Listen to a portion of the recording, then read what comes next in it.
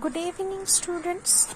In the previous videos I have completed about the elasticity part and the Young's modulus, longitudinal strain and superficial stress strain and the volume stress strain, right?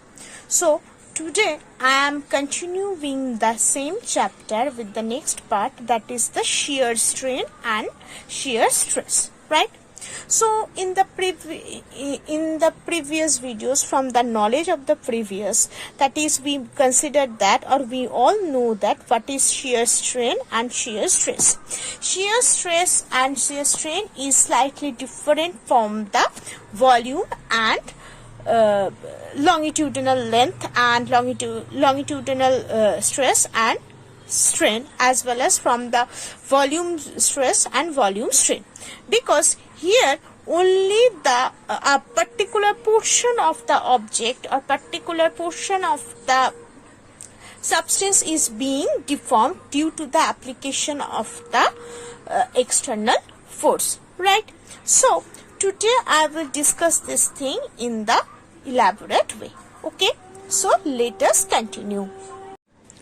So already from this picture it is clear that this black color is the original box. Let us consider it is the original box, and as we are applying force in this AEHD plane, it just deformed from its original position. This blue color portion is the deformation, right? I think it is pretty much clear to you. So that is, A portion becomes at the position A dashed, E at the E dashed, B at the B dashed, and K at the K dashed, right? So as this type of deformities is considered in the shearing part, okay?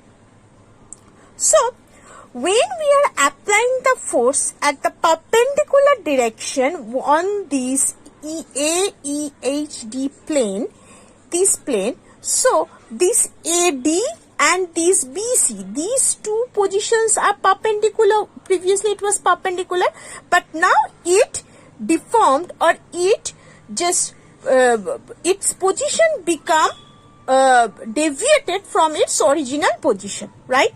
So how much it is deviated? It is deviated by this phi angle, okay, right? So this phi is considered as the shear strain. So this phi is considered as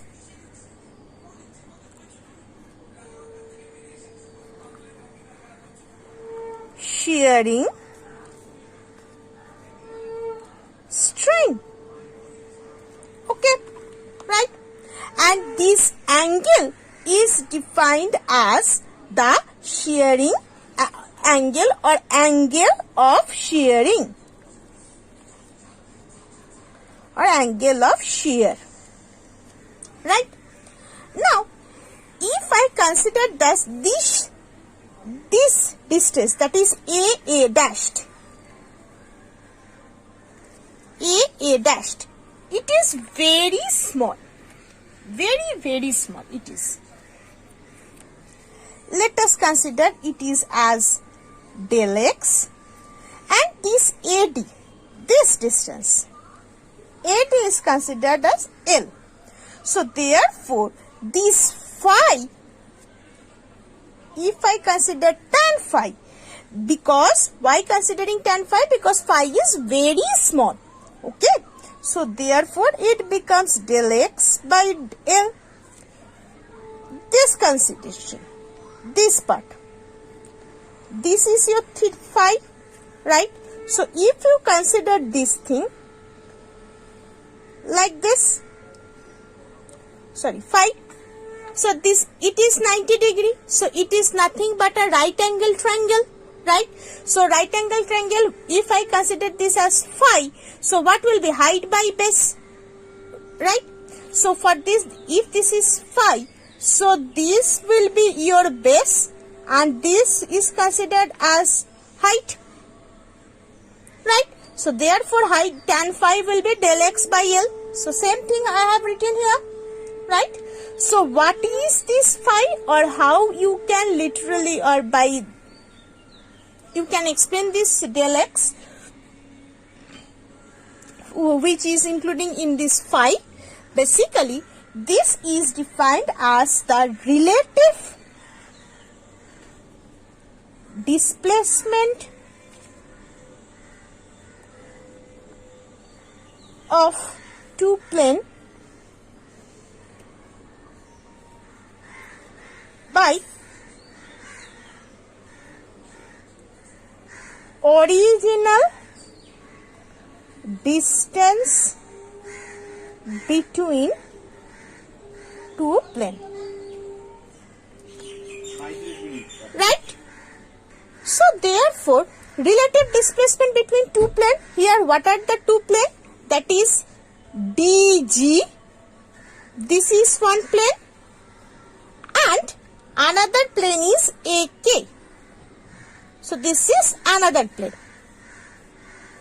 this upper plane and this lower plane. So the between these two, this displacement is occurring between these two plane only, right? So therefore relative displacement, that is del x, and original distance, that is what is the distance between these two planes, that is ABKE and DCGH. The distance is nothing but the L, right? So therefore this is by using this, it is basically the phi, okay, which is nothing but the shearing strain. Now what will be the shearing stress? The stress is same as the thing, that is shearing stress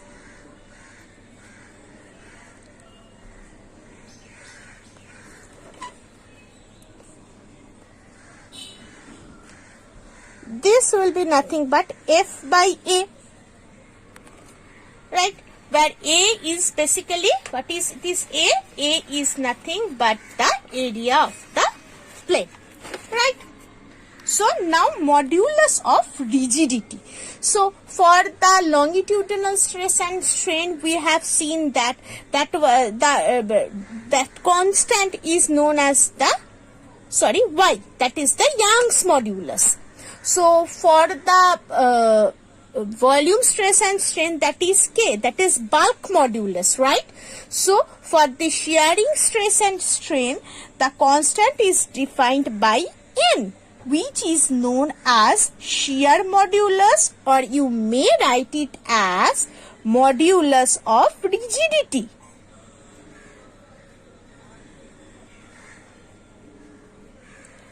So this is basically defined as F by A by phi.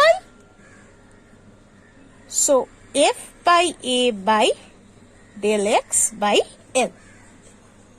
So this is the expression for this rigidity of modulus, or modulus of rigidity. Clear? So this modulus of rigidity only seen for a particular object, that is for the only for the solid object, because for the solid object only we are getting this type of shape, right? Therefore it is applicable only for the solid object.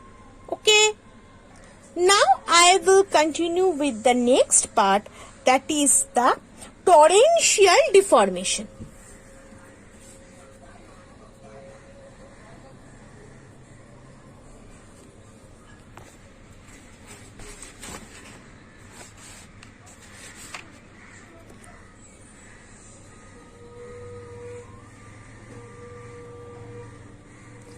So what is this torrential deformation?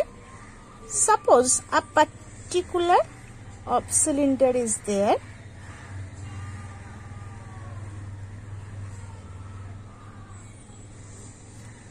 right? Now it is moving with respect to this axis. Okay. Now if, or I may say that I just twist this. This is the cylinder, and I just twisted it up, right? So what will happen if I twist this thing?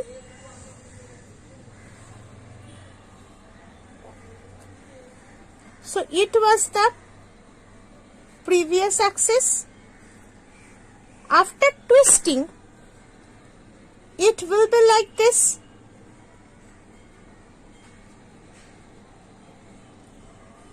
This solid blue line, and this angle from the previous one to this one, this angle is considered as theta. And when I twisted it, I given a torque, and that torque is considered as L, right? So therefore, if I can twist a particular substance with this theta angle, this theta angle will be considered in radian, and it is considered as, or it is named as, angle of twist, right?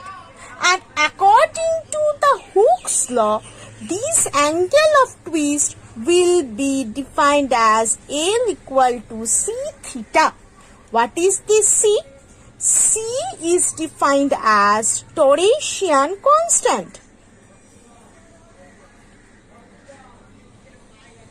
Okay, so this C is considered as Torresian constant.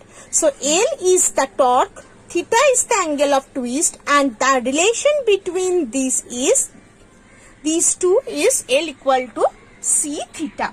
Now, what will be the, from this expression we can find this theta, we can find this L, if and only if we know this C, which is the Torresian constant, right? So, how we can calculate this Torresian constant? The C is calculated by this formula, that is pi n r to the power 4 by 2L, right? So, what is this n? N is the number of turns, r is the radius, and L is the length of this object. Based on this, using this formula, we can capable to find C, and after putting that C here, we can capable to find this amount of torque that is applied to that object to twist it by the theta angle. Okay, hopefully it is clear to all. Now coming to the last part of this chapter, that is the Poisson's ratio.